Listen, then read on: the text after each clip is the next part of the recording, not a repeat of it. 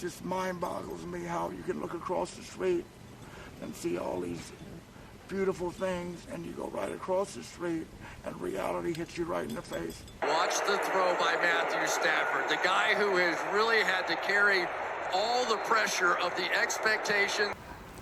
COVID-19 devastated all of us small mom and pop, okay? Yeah. Only the strong survived.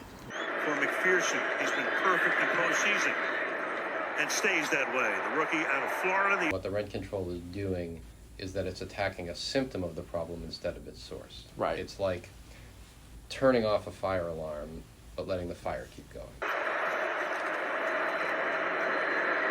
Stafford caught on the run. Caught. Who else? What's certain is that SoFi and the future stadium for the Clippers and whatever else they build over there is going to change Inglewood forever. And it will never be the community that it was. Some people will say that's a great thing. Other people will say that's a loss. The only thing that's changed in Inglewood is everything. Al, I've got to tell you, in a pressure situation, I don't know if I have ever seen anybody.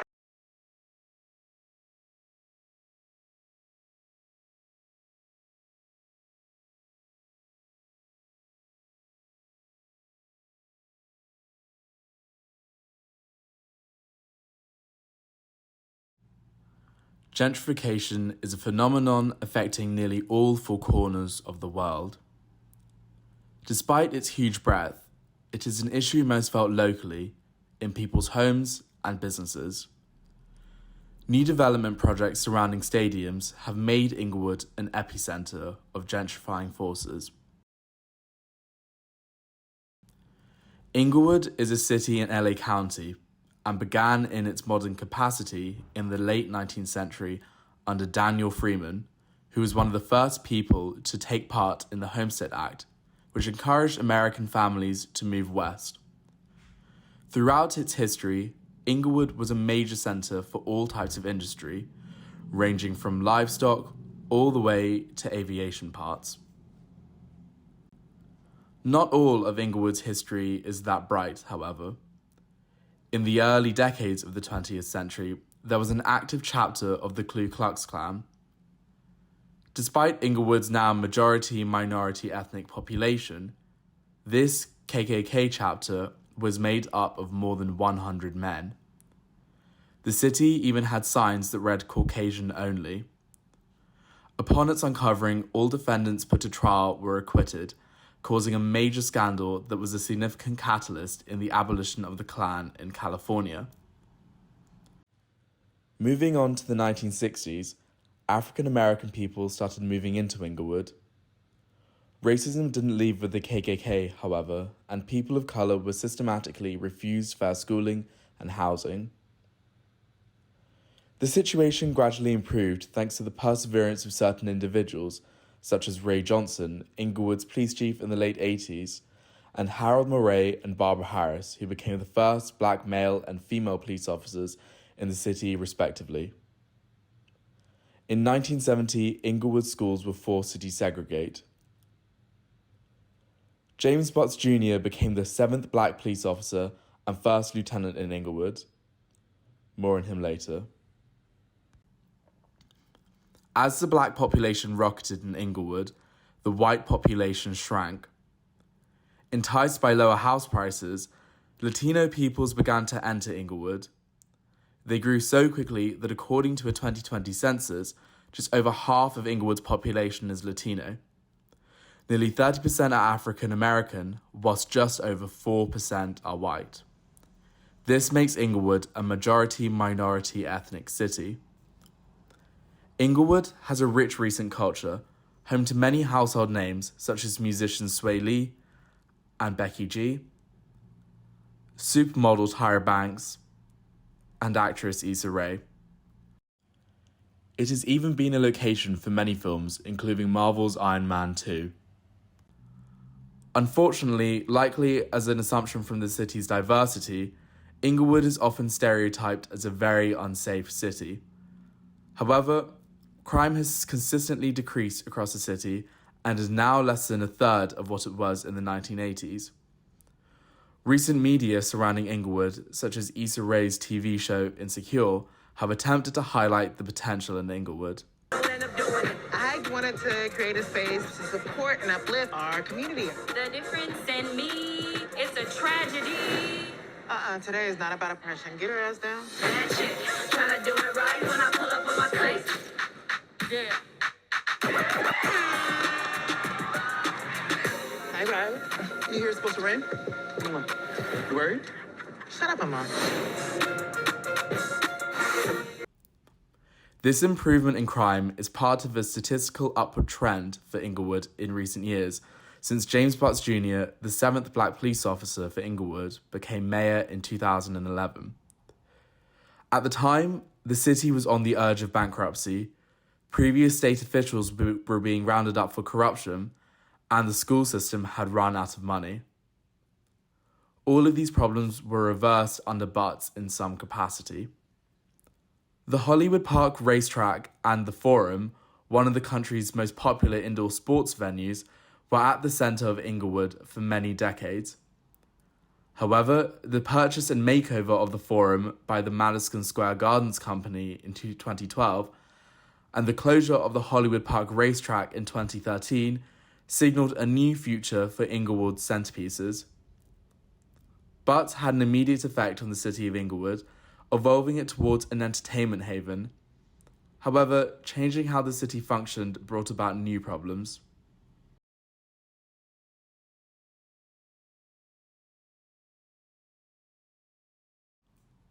Butts made a deal with the NFL to make Hollywood Park an integral area for American football. I think the deal is best heard from the mayor himself.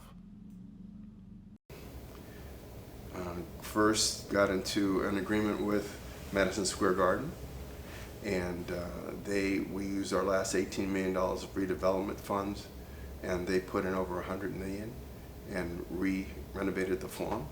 And people said nobody will ever come to the Forum because of the crime, the gangs, and the poverty. And within 1 year of 2014, when they opened, they were the #1 concert venue in the state of California, #2 in the country, and #3 in the world for both events. Right. Then we entered into talks with the Rams and Stan Kroenke. Stanley Kroenke is an American billionaire, valued by Forbes at $10.7 billion in 2022. Under him and his wife Ann, they own the LA Rams of the NFL, the Denver Nuggets of the NBA, Colorado Avalanche of the NHL, Colorado Mammoth of the National Lacrosse League, Arsenal football team, and multiple esports teams. The Kroenkes have their fingers in virtually every pie. And we entered into what was a year-long contest between us, the city of Los Angeles, the city of Carson, as to who the NFL would vote for. 75% of the owners to let the Rams move to, or if they would stay in St. Louis. And we got that nod.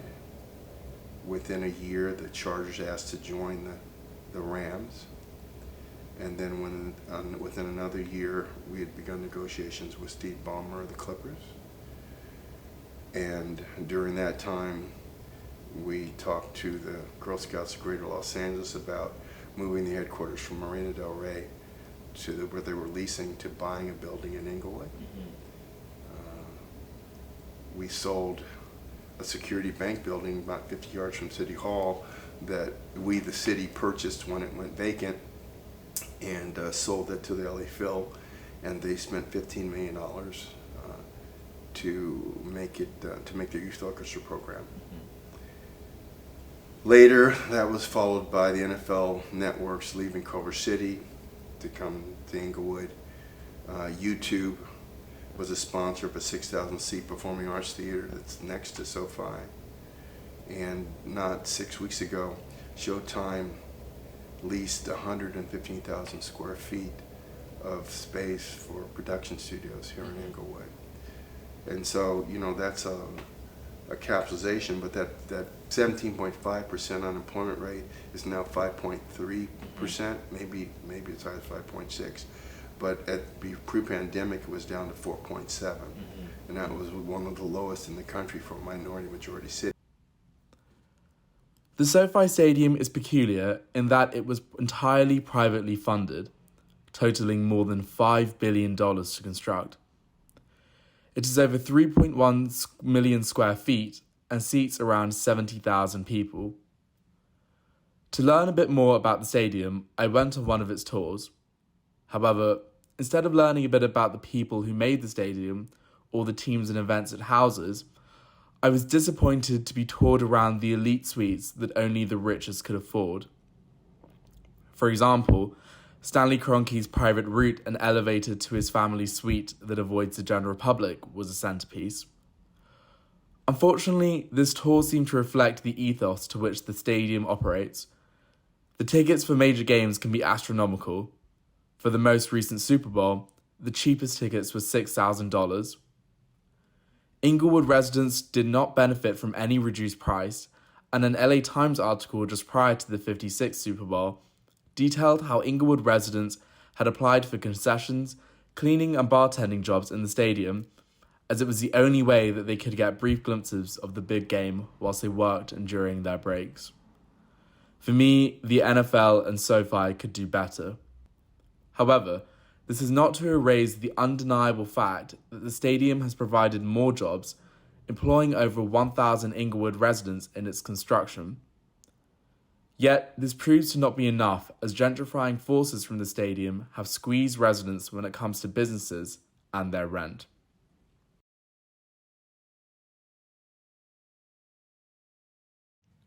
According to Zillow, the average house value in Inglewood has risen by over 54% since 2016.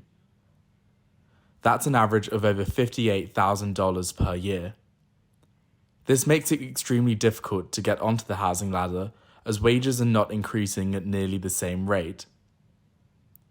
Meanwhile, the average rent of a one-bedroom apartment has risen nearly 60% in the same time period. Between September 2021 and 2022, rental prices have risen around 16%. Against these rising rents, a 2021 estimate placed 15.3% of Inglewood's population below the poverty line, which is above the LA County average. Displacement is therefore inevitable. But why is this gentrification occurring? A lot of common media demonizes new housing developments such as the Inglewood Market Gateway, which is under construction. It caters towards more affluent residents, housing a pool, a rooftop terrace, a fitness centre, and more. Developments like these, which are seen as luxury, are cited as increasing surrounding rents in the area. I spoke to Michael Manville, who is an associate professor of urban planning at the UCLA Luskin School of Public Affairs, about his opinion on whether luxury developments increase surrounding rents. No. Mm-hmm.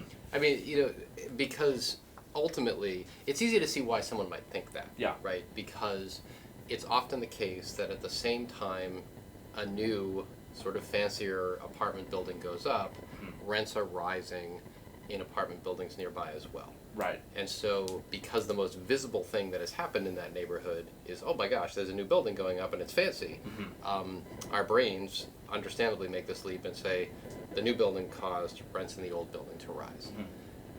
The question that logic leads to is, well, what caused the new building? Yeah. Right? Because someone has gotten a loan for $5, $10, $15 million, whatever, to put up an entirely new building. And so they wouldn't just do that unless they thought they could make their money back. And so when we look at this and sort of use statistical methods and data to disentangle these relationships, what we find is that for the most part, rising rents cause new buildings, right? Okay. New buildings don't cause rising rents. And you can understand why that's the case, because if you think there's any validity at all to the idea of supply and demand, the new building is a lot of new housing supply, right? And so now, is it possible that the new building is very nice, right? And it has a restaurant at the bottom that a lot of people want to go to. And so as a result of that, the neighborhood is a little bit more attractive. Yeah. And so as a result of that increased attractiveness, right, rents in the area go up a little bit. Yes, that's possible. But when we have been able to sort of try and carefully measure both what we call that amenity effect against the supply effect of just having hundreds of units of new housing, the supply effect is much, much stronger. Right. That in general, right, on net, the new apartment building makes rents in the area around it. The new apartment building makes rents in the area around it go down. Right. Okay. And the other thing to know about that amenity argument, right? If you do say, well, because the building's nice, rents are going to rise, or because this is a restaurant lots of people like, rents are going to rise. Again, that's not impossible, but what's the policy implication? Right? Is it that neighborhoods shouldn't have nice things? Right? Because a restaurant might make rents around it go up. Yeah. It might. What will definitely make rents go up is a falling rate of violent crime. Right? Less air pollution. Yeah. A nice park. I mean, are we willing to say that some neighborhoods shouldn't have clean air and low crime rates and parks because we don't want rents to rise? Exactly, yeah. I think it makes much more sense to say when something makes an area become more attractive, we have to build a lot more housing. Right? And that way the area can have these amenities, and at the same time we can worry less about people being displaced. The idea of nice things introduces the theory that Inglewood's changes that we talked about earlier, such as lower crime, are the reason for increased demand to move towards the city. Whilst these luxury developments can have gentrifying forces in changing the character of Inglewood, they are not culpable directly for rising rents. Coming on to the astronomical rise in house prices, a silver lining on the other side of making the housing ladder unreachable is the idea of landed wealth. Given the systematic oppression that has faced many people of colour in the US ever since its inception, many have not been given or even outright been robbed of the opportunity to accumulate generational wealth that white families have been able to do so over decades. Given Inglewood's majority-minority ethnic population, most homeowners are either Latino or Black. The rapid surge in the valuation of their houses gives them assets that can act as generational wealth going forward for their family. Whilst this sounds like a great improvement, Erica Smith, a columnist for the LA Times, explains to me why this isn't as straightforward as it seems. Yeah, I mean, it's kind of interesting. I've done a couple of columns about this, and it's kind of this weird kind of catch-22, like, paradox, right? Like, so you have, like, in Inglewood and some other neighborhoods, you have, like, these, you know, a lot of Black people that maybe bought their homes 40, 50, 60 years ago. You know, they're working class folks or whatever. Never dreamed that they'd own a house over $1 million. Like, that house would be, because they bought it for whatever they bought it for. And particularly in some of these neighborhoods where it's been steady, low, it hasn't been appraised what it should be, and all of a sudden it had a huge spike because of the housing shortage or the housing crisis in California. And so now there are like a lot of people who are like maybe in their 70s or 80s are like, what do I do? I have this house for $4.2 million. I have people that are calling me trying to give me cash offers. I've got like people knocking on my door. Do I sell? And a lot of people are. I mean, like if they feel like, particularly people, for example, who have kids that live in like another state, like if their kids move to Chicago, if their kids move to Texas, they're like, well, I can sell my house and I can buy a tiny property there, a retirement property, and live near my kids and my grandkids. I think it's harder when they don't really have anything to give it towards, or they don't have it, or also like as a will. Like there's a lot of people I spoke to that never really thought about having a will because they didn't really have anything to leave behind, or so they thought until 5 years ago. So it's all, but sometimes they have kids that have been, you know, because we're talking kids are maybe in their 30s or 40s, went through the criminal justice system in like the 90s, and you know, which was big here, and like, you know, in and out of jail, have addiction problems, whatever. And so they're like, do I really want to leave this $1.2 million house to my 40-year-old son or a 40-year-old daughter who can't really hold down a job and is homeless or whatever? And these are like real problems. So like the idea of generational wealth sounds great, like, you know, that you have this house or this property that's suddenly worth a lot of money, but if you don't really have anybody to pass it down to, or if you are more inclined to sell it to the highest bidder, which in in LA is probably going to be somebody who's not a person of color, probably somebody who's white, it kind of starts to erase the neighborhood, right? Like, and so it's kind of one more of those things about in America how people of color have had this like historic, racism, oppression, and how these things kind of play out in a really messy way that you would think that, oh, great, now everybody can have, a bunch of house wealth, they can do it, but the reality is there's only a few people that really know how, a smaller percentage of people who actually know how to take advantage of it. And so it does create situations like Inglewood where you have, it is cultural erasure because you do have more houses for one reason or another going to people who are not historically from that neighborhood.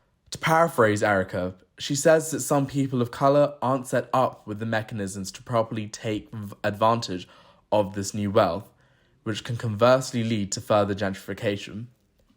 Circling back to rising rents, in 2019, the city of Inglewood put in place rent control laws. I understand that there is a rent cap or rent control scheme in place here, if I understand correctly, between 3 and 5%. No, it's not between anything, it's 3%.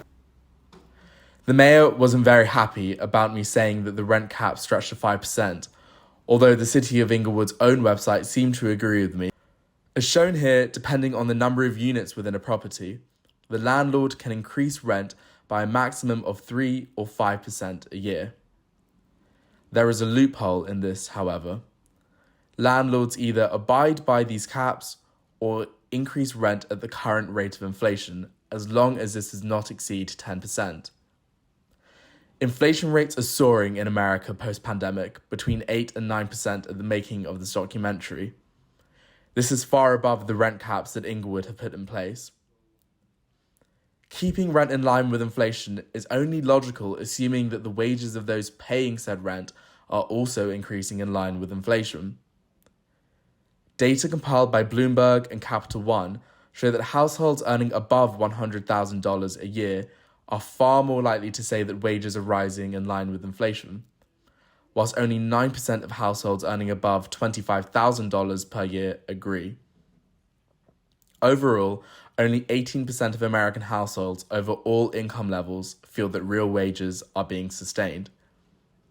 Clearly, this rent control doesn't protect Inglewood's most vulnerable tenants. Mike explains why this isn't a problem specific to Inglewood, and rent controls in general are missing the point of the housing crisis in American cities. So a rent control, and the devil's in the details with rent control because they can be written in very different ways. But a rent control can help someone who is currently in a unit stay in that unit if it protects them from a big increase in rent. Yeah. Right? So there's no question about that. The issue that I think often comes up with rent control is twofold. The first one, and probably the most important one sort of conceptually, is that it doesn't get at the root of the problem. Right? Again, if you just understand that the rent is rising for a reason, right? But the price doesn't rise by magic. It rises because demand is exceeding supply. And if you understand that that's the case, then what the rent control is doing is that it's attacking a symptom of the problem instead of its source. Right. It's like turning off a fire alarm, but letting the fire keep going. Okay. And so if you were to pair a rent control law with an aggressive program to build housing, this might be helpful. Oftentimes, cities don't do that, right? I mean, I think that Los Angeles has a rent control law. San Francisco has a rent control law, right? These laws, Berkeley has a rent control law. These laws have not been effective spurs to new housing construction.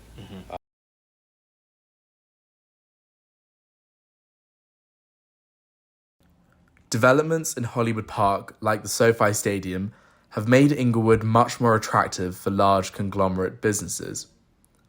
With this new demand, rents have risen to prices that local mom-and-pop businesses can't compete with. These businesses are smaller, independent, and usually family-owned. I spoke to Beverly Brinson, owner of Miss B's M&M soul food restaurant, about the displacement her business experienced, as well as the help she received during the pandemic. My name is Beverly Reese. I'm the proud owner of Miss B's M&M Soul Food Restaurant in the beautiful city of Inglewood. Address 4549 West Imperial Highway. Originally, my godmother from Mississippi, we're from Mississippi, had started the business. And then when I retired from the phone company, because I had been helping her, and when I retired from the phone company, she gave the business to me because she had moved on to another location. And so it was really funny because I told her I didn't want the place because, you know, I said, I see all the problems you're having and this and that, and I just don't want it. And then I started thinking, I can do this, especially when I retired from the phone company. I knew I was going to do something because I'm not the type that don't do anything, right? So I said, I can do this. And so that's basically how it started. And see, the recipes are hers and mine because we're from Mississippi. We cooked alike, okay? And so that was in October of 1990. I think that's when I first started and having my own place. And I've had several different locations. All of them have always been in Inglewood. I can't get out of Inglewood, okay? I can't get out of Inglewood, okay? Just be for real. It's all about the dollar. Okay, and the bigger companies got the dollars. The little companies don't have the dollars. The big boys got it, and the people that's in charge are going where the money is. Miss B's building is a Starbucks now. Inglewood's High Street, Market Street, formerly home to a plethora of local businesses, now stands quite vacant. You have shops like Sip and Sonder, which are relatively new and are keeping the street alive. But a lot of the long-time mum and pop shops have been forced to close down. Instead of a bustling community of excited shoppers, shutters and faded storefronts now dominate Market Street.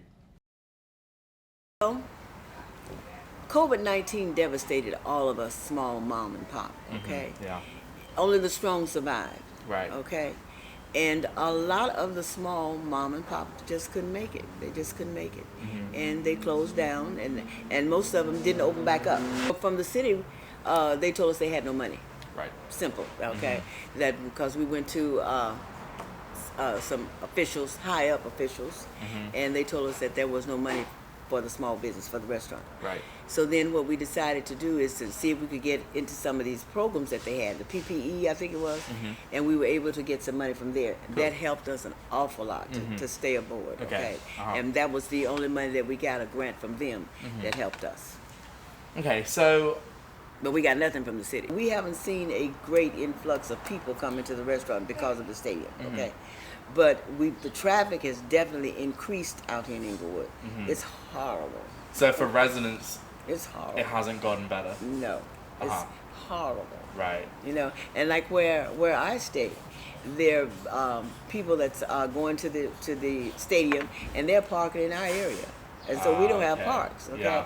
So it's really bad, and especially when there's a big function going on at the stadium, or in Super Bowl. Forget Super Bowl. You couldn't even find a park at your own house.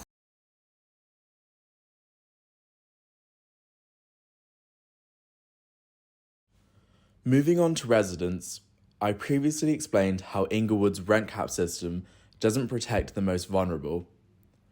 Mike and Erica explain how some landlords skirt around this issue. The other thing to understand about rent control is that in California, like in many other places, there's a provision in it that says that when someone does move out, the unit floats to market rate. Right? And that's there for different reasons to avoid problems that arose with the first generation of rent controls that we probably don't have to go into. But what's important to understand is that that completely turns upside down the relationship between the landlord and the tenant. It means the landlord always wants the tenant out. And so the landlord now has strong incentives, especially for long-term tenants, to get them out of the building, which can manifest as looking at that person sideways and hoping they take a job in another state, to maybe not being super attentive to maintenance, to flat out harassing them and doing illegal things to try and get them out. And any landlord who does that is a bad person, but it becomes a problem that's very hard to carry out enforcement against. And in non-rent controlled markets, of course, landlords want to have their units full and they like long-term tenants. And so you do build in this sort of set of unfortunate incentives in the name of trying to maintain affordability. So a lot of cities nationwide and in California, I think we're probably early to this, try to put in what they're calling like an eviction moratorium. So basically, like, you know, you lose your job because of the pandemic, you can't get booted out of your house. a lot of smaller landlords, a lot of the big property management firms that own like lots and lots of apartments really hated that, for obvious reasons. But the reality was the city didn't want to have, tens of thousands of more people on the street, and then what do you do with them? So there's a lot of eviction moratoriums in place, but they're like this kind of patchwork of laws. So like, and a lot of people don't know that either they qualify, that, what you have to do to qualify. I got in contact with the Lenox Inglewood Tenants Union. This is a community organisation that seeks to help renters against abusive landlords and keep people in their homes. They were able to put me in contact with two people renting in the Stadium View apartments, Charlie Garcia and Laurie Webb. I spoke to them about their experience renting and their battle against abusive landlords. Both Charlie and Laurie are part of the Section 8 housing programme. Section 8 is a federal scheme that aims to ensure housing for some of the US's most vulnerable, such as those with low incomes, disabilities, the elderly, and veterans, as joint with the Veterans Department. Those partaking in the scheme pay an average of 30% of their rent, whilst the federal government covers the remaining costs. The waiting list for this scheme can be decades. Section 8 tenants are often refused by landlords who cite that there are higher insurance risks. The Urban Institute found that 76% of LA County landlords with affordable units refused to accept Section 8 vouchers. I spoke to Charlie and Laurie about their Section 8 experience renting and their battle against abusive landlords. I worked with horses at Hollywood Park for 20-some years. Was in the Army for a short period of time. Ended up in Inglewood. I'm originally from San Francisco, and I ended up in Los Angeles because of horse racing, and that's how I got to find out about Inglewood. Things didn't seem to work out too good for me success-wise, and that's how I ended up in different programs and how I ended up in this building over here across the street from SoFi Stadium.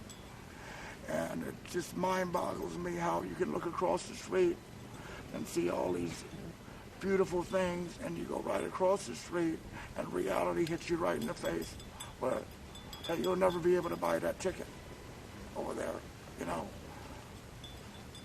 And it's so much poverty in Inglewood, And you would think a billion-dollar corporation would be able to say, well, hey, here's a few tickets for some of the homeless people on the street. My landlord, hey, whatever he has to do for him is what he's done, okay?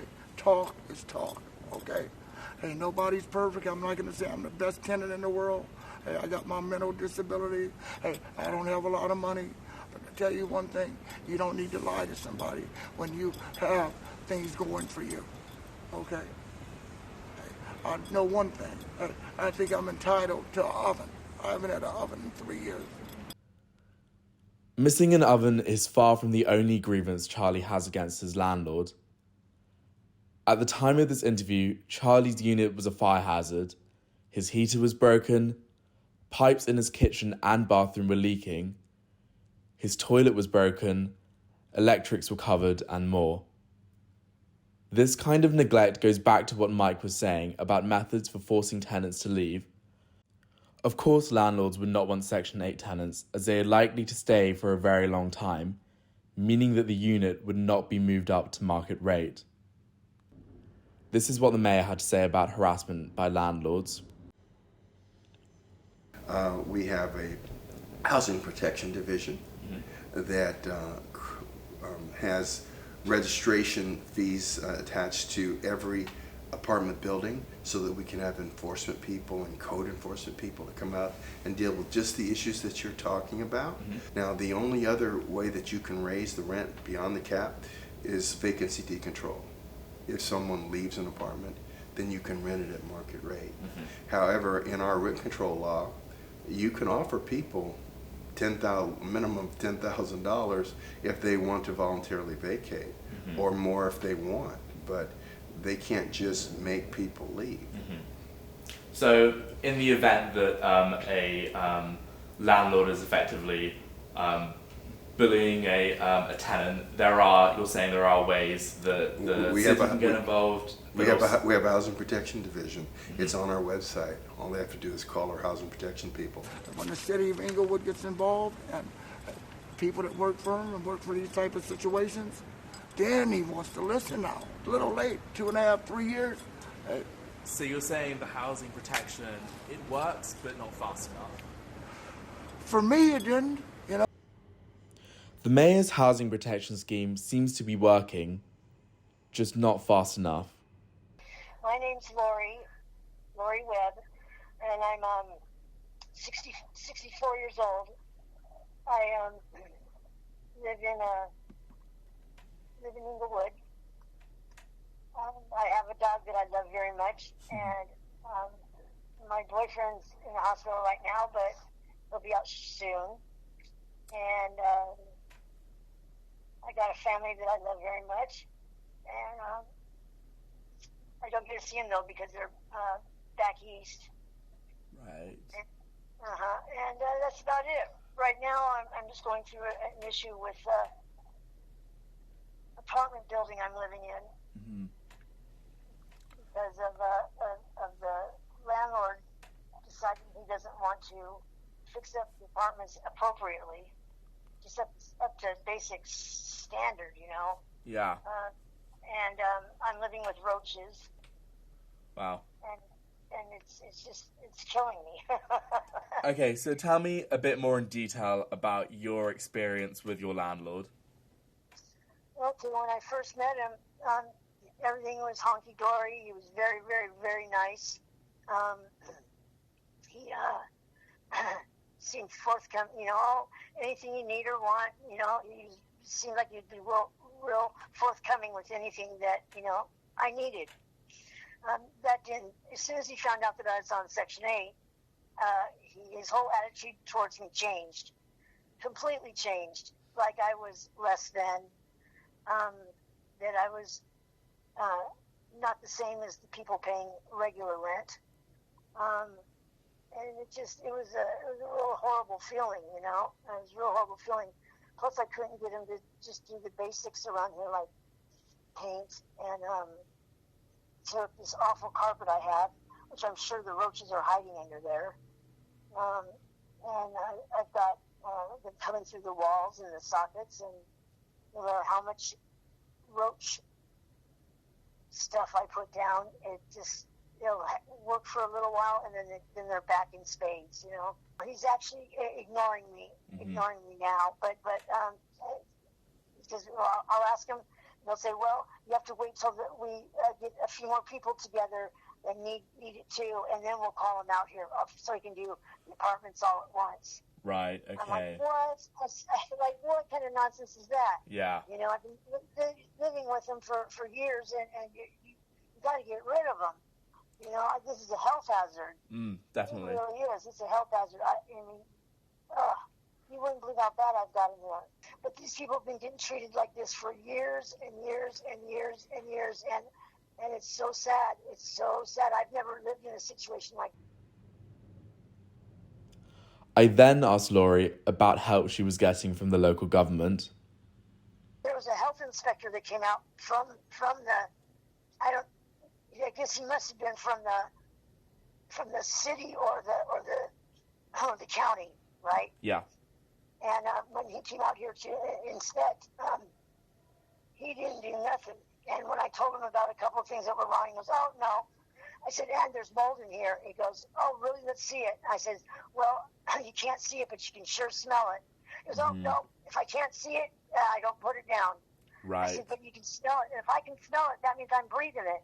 Yeah, exactly. And and he wouldn't. He just brushed me to the side, you know. Yeah, the one I've been working with, Lennox Inglewood Tenants Union, has been super, super fantastic. In your experience, you say the rent can only jump so far due to rent control. Is that rent control being observed? Are landlords abiding by that?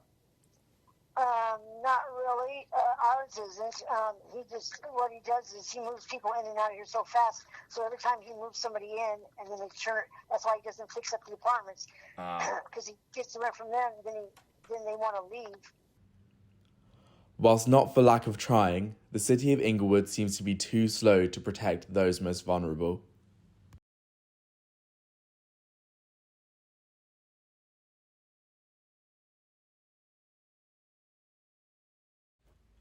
According to a 2022 study by Up for Growth, a research network surrounding the housing crisis, California has the biggest housing shortage in the country.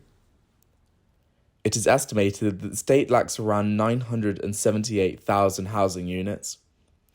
Erica and Mike explain the problems specific to California and LA County that exacerbate this crisis. And it's been compounded by the fact that Congress basically was like, okay, we're going to help you out, states, and we're going to give you money to give to your tenants, so they can pay their rent, basically. But that money, because California's bureaucracy is kind of slow, they haven't even passed it all out yet. So there's millions of dollars sitting at the state level that haven't gone out to tenants. So you have people who are holding on, by the edge of their fingernails to their housing, hoping they don't have to move out or get evicted. And then you have people who are getting evicted wrongly. We still have, even despite the fact that we have moratoriums and stuff, we have landlords who are just brazen and bold and being like, I'm going to evict you anyway. And a lot of times if you're a person of color who doesn't speak English as your first language, has no real connection to government, that you don't even know how to address it. So you just kind of are like, all right, I'm going to move my family to another high-priced apartment or move in with my cousin and his family. There's no question that one of the issues we have with affordability in coastal California is that for a lot of people, the only way they can have the kind of housing situation they would prefer is to move further out and have a very long commute, right? And that's not really the case for very low income people who just don't have a lot of choices. But I think what we do see is that sort of middle class folks, they want a little more space, they want a quiet street, et cetera, and they find that the only way they can afford a neighborhood like that is to move pretty deep into one of the valleys, right? But the jobs might still be on the west side of Los Angeles and things like that. And so that does two things. One is it suggests why we have, or in part suggests why we have such terrible congestion, but it also suggests, in some ways, the nature of our housing crisis, because one of many reasons our traffic is so terrible, and our transportation system is so terrible, is that jobs have been getting added very disproportionately in the west side of Los Angeles, and to a certain extent in the western part of the valley, and housing is not. Right. Okay. And so people, obviously, they need jobs, they want to go to those jobs, and they can't afford to live near them. And so the price of the housing that is there gets bid up to an incredible extent, and commutes get longer, and the streets get jammed, and so forth. And so we're sort of trapped in a vicious circle where, we could probably make a lot of progress by building a lot more on the west side, and doing so in a way that's quite walkable, close to the jobs, and so forth. But because we're so suspicious of building, we don't do that, and we just sort of continue down the path we're in. And that situation where we add jobs and don't add housing, I mean, it describes a lot of what's going on in Inglewood. Yeah. Right? I mean, the Silicon Beach area, very highly paid tech workers, companies starting in Venice, starting to a lesser extent in Marina del Rey. Those workers arrive, they're very well paid, but even they can't afford housing in Venice. Venice has less housing now than it did 20 years ago. Wow. Right? They can't afford the marina, and so they start to move inland. And what's inland? Inglewood. Inglewood. Right? And so rents start to get bid up in Inglewood. And are there any real benefits brought with stadiums, do you think? My inclination is to say no.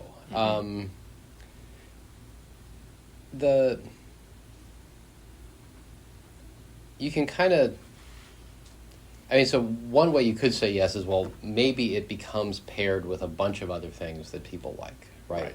That the stadium developer puts in a nice park, that there is some new development that brings restaurants and pubs and all that, and people might like that, right? Yeah. But But again, as soon as someone says that, then it's hard not to think to yourself, well, maybe we should have just used the whole area for new jobs and pubs and parks and not had a giant football stadium. Yeah. Right? So the housing market in Los Angeles is, if you were to compare it to what you're supposed to see in an economics textbook, is just badly broken. Mm-hmm. Right? That because rather than seeing supply go to where prices are highest, what you're seeing is various regulations preventing new housing from being built in those places. And so it either gets, to some extent, displaced elsewhere, and to some extent just not built at all. One last thing, since it's come up a couple times, a new apartment building in Los Angeles is expensive. Mm-hmm. If what you mean by luxury is the most expensive housing, mm-hmm. it's not even close. Right, okay. Those are the detached single-family homes. Okay. Mm-hmm. Right. That's like, let's say there's a new building and, it costs $4,000 a month in rent for an apartment. Mm-hmm. It's a lot of money. Yeah, a lot. I can't afford that. Yeah. I think very few people can. Right. Mm-hmm. But almost anywhere in Los Angeles, if you're standing near one of those buildings and you walk in 2 blocks away from it, you'll encounter a dumpy-looking detached single-family home, probably from the 1970s. Mm-hmm. It will sell for at least $1 million. Right, okay. $1 million is over $4,000 a month on a 30-year mortgage after you come up with the cash down payment. Okay. That's the luxury housing. Erica's point regarding bureaucracy particularly stuck with me, and I began to question whether this was a problem across the entire country.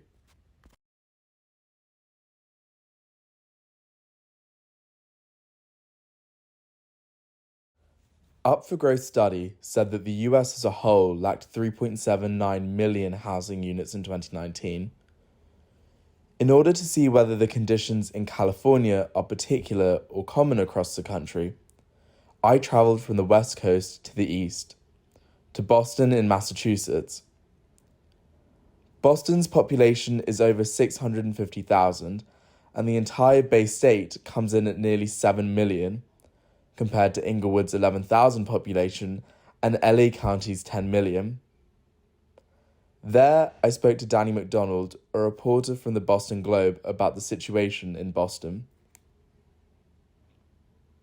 Boston and Greater Boston in general is in the middle of a housing crisis. I would say housing is the biggest story in the city of Boston right now. It's a story that affects a lot of other different things, just everyday kind of everyday life things.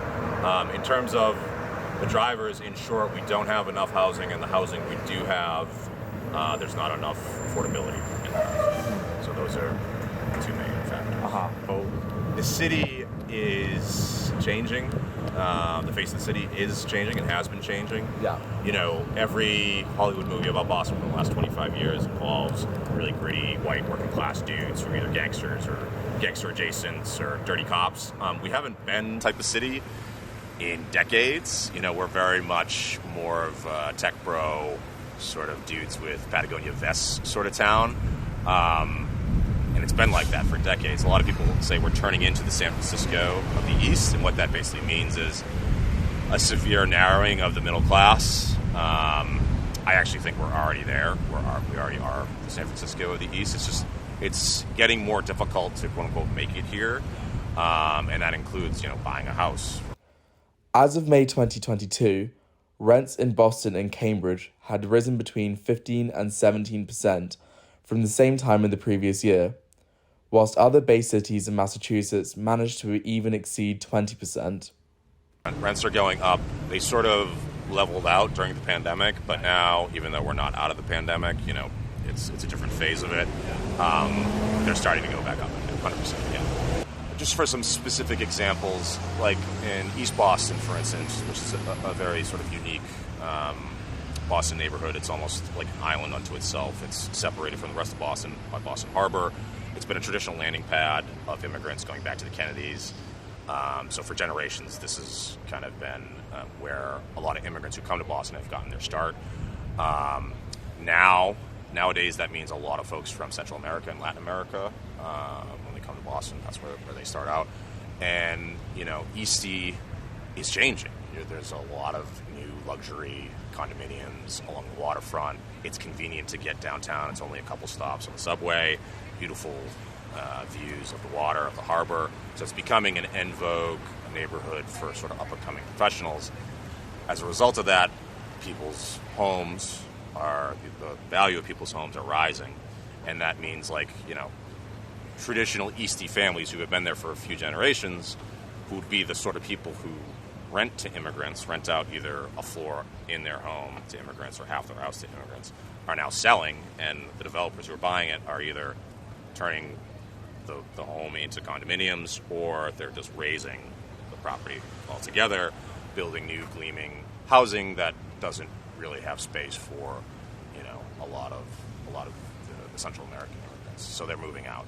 Another specific thing that's happening is that we're seeing Black Bostonians leave the city to move to more working class towns like Brockton, south of the city on the South Shore, simply because a lot of city kids can't afford to buy in the city anymore, and it's more affordable down there. So that's another thing that we're seeing. Did you see the problem get better, get worse during COVID? It's a good question. There was for a lot of the affordable housing, there was an eviction moratorium locally, which basically meant that landlords couldn't kick people out during COVID because it was a public health crisis. That has since been lifted. We did see, going back to your earlier question about homelessness, we did see an increase in homelessness encampments in Boston and the amount of people that were staying in the encampments.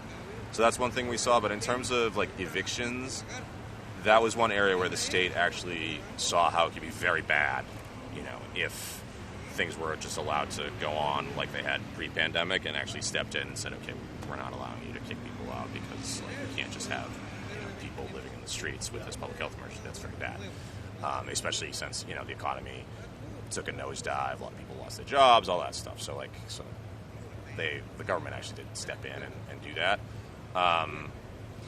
But yeah, now we're starting to see. I mean, the market's just crazy right now. The housing market is insane in Boston. It's just totally bonkers. Rents leveled out in the middle of the pandemic. I think because landlords recognized that folks were struggling.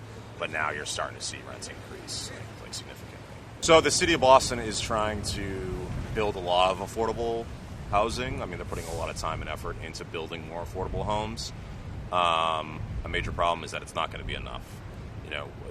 The city has its most progressive mayor it's ever had, and she's acutely aware of the problems of housing in Boston.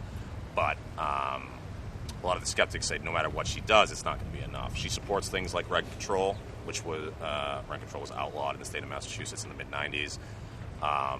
So she would like to see some form of rent stabilization brought back, but a major part of the problem is that it's not up to her. The state legislature would need to change the state law in order for that to happen. And there are a bunch of questions about whether there's the political will to do that on Beacon Hill. You do hear that there is a lot of red tape in Boston in terms of being able to get developments through. I mean, a bigger part of the problem is just it's outright capitalism, right? And it's America, so that means that in this instance, as in other instances, the working class are going to get the short end of the stick. Immigrants are going to get the short end of the stick.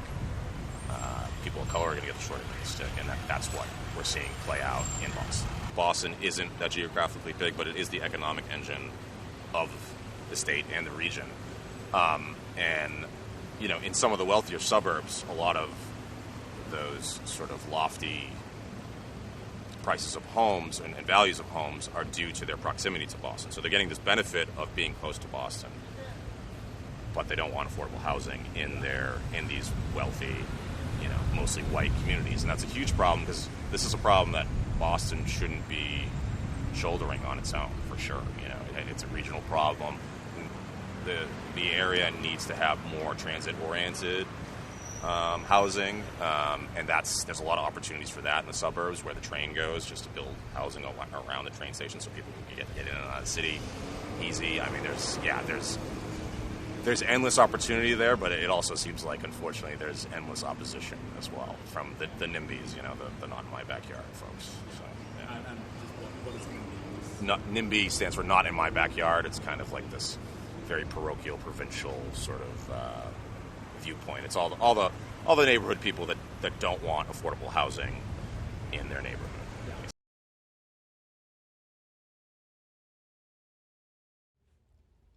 I spoke to residents, business owners, academics, journalists, and even the mayor. All had varying opinions and views over the future of Inglewood, the ethics of gentrification, and whether this phenomenon even exists. One thing that I asked all of them was what their solution was, either immediately or in the longer term. Oh yeah, the roaches, mostly the infestation. Yeah. It has to be completely tenanted and done or something, or done several times. It's so bad that they just go from apartment to apartment and back to the other apartments, and they're inside the walls, and it's just crazy. Mm-hmm. Well, I would, if I was in charge, I would give more help to the mom and pop that helped bring Inglewood to the position that it's in now. Yeah. I would definitely help those people, the small people, to help them. If that was some kind of way that I could figure out a way to do that, I would help them. Granted, I would still want the big people too, but I would help the mom and pop because they got Inglewood to where they are. Yeah. I wouldn't kick them to the curb. I guess I go back to what I was saying. I think that if we can try to do development more intentionally than we do, and not just leave it for the market to figure out, and not just like let politicians get away with like these kind of flippant promises, but actually kind of hold their feet to the fire about how these things are actually going to happen. I think that's the way to do it. I mean, of course, it's going to slow down development. I mean, and not all development should be slowed down. Like, I mean, you're never going to hear me being like, we should not build housing. Like, build as much housing. I think that should be sped up. But I think if we're talking about stadiums, we're talking about these major things that are like transformed for communities. I think we really need to be kind of thoughtful about that. But that requires public input, and a lot of times the public here in America is not always as on the dime and on the ball about keeping track of what's happening with city government. So it's, there's a lot of blame to go around for why things happen the way they happen. But I really do think it has to do with like people being more involved in the development decisions that happen in their city, and making sure that the people that they elected really do, take these issues seriously. So it's a give and a take, and that's, I think, democracy when it's at its best. I think what you see in Inglewood is kind of sometimes a function of democracy not working as well as it should. Right. I mean, I don't think there's a silver bullet solution, no, because America, we don't do social safety nets very well for whatever reason. We have this, kind of resistance, even up here in the Northeast. I mean, Massachusetts is arguably the most progressive state. Boston's supposed to be known as this bastion of progressivism, but we don't like big government, you know what I mean? And so we're very hesitant to expand government programs to help people. So until there's political will to do that, we're kind of stuck with Wild West capitalism. There are people we could vote in who would be better than others, for sure. Mm-hmm. But fundamentally, right, people don't like change. Yeah. Right, and humans are particularly attuned to physical changes where they live, right? And so they're always suspicious of it, right? And so a solution that involves a solution to a problem that's distant from you, right? Like you live in West LA and you own your house and it's very nice, and you read about gentrification and displacement in Inglewood, or you drive through downtown and you see Skid Row. And then someone tells you the solution to this actually involves you allowing some apartment buildings in your neighborhood. Mm-hmm. You immediately don't like that idea because you like your neighborhood the way it is, and that's just human nature. And then you also say, well, that can't be the answer, right? Like, I don't live anywhere near these places. Right. And so those are sort of timeless reactions. Mm-hmm. It's hard to understand the consequences of unbuilt housing. It's easy to imagine that the problem is someone is building housing. Mm-hmm. And so what's changed, I think, to some extent, is that the role of government, presumably, is to push back against understandable but selfish and unproductive impulses that citizens have. Right. Right. And I think what happens because land use is controlled at such a parochial level, the neighborhood, the locality, and so forth, the political incentives for a city council member are not to do that, but instead to indulge those parochial impulses and say, yes, I'll help you block housing, because that's how they get reelected. And so there probably does need to be structural change in the extent that we set up our government in such a way that people who it's easier for elected officials to come out and strongly support the new housing we need, both subsidized and market rate, and not feel like they're badly jeopardizing their careers. Because, we could all hope everybody would be super noble, but the fact of the matter is people like their jobs, and if what you need requires a city council member or a mayor to lose their reelection, they're probably not going to do it. Yeah. Okay, well, now we've got 3 professional sports teams. We have the LA Philharmonic with the Girl Scouts, YouTube, and Showtime. We need to improve our transportation infrastructure. And right now, we're in the midst of applying to the federal and state government for grants. We've already assembled about $323 million from the county for a $1.2 to $1.4 billion people mover that will connect the Inglewood LAX line that goes through it. There's a stop at Florence and Market Street.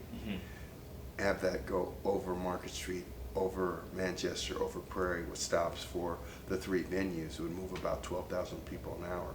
Now that would do something that's very, very important. It would take the concept of mass transit out of the arena, esoteric arena of being something nice for other people to do, but I like to drive my car, because now you have a reason to take the Crenshaw Metro line to the people mover to get straight to the venue that you want to go to. The only thing that's changed in Inglewood is everything.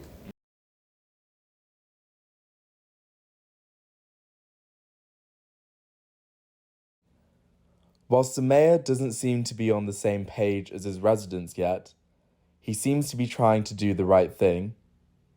The thing is, will efforts by the local government be too slow? Inglewood is a perfect case study for gentrification and shows what happens when corporations, housing shortages, transportation difficulties, ethnic minorities, and more collide. Given power asymmetries, it is unsurprising that not everyone can win. As shown by Boston, gentrification is taking place across the entire country. But not only that, it is beginning to dominate the entire world. Rents in Lisbon have jumped more than 13% since last year. London faces a housing shortage of more than 80,000 properties. Nearly 2/3 of Mexico City's urban population live in informal settlements. The statistics go on. Gentrification is a problem that is not going away anytime soon. Can we tackle it now, or do we need to fundamentally change the economic system that we operate in?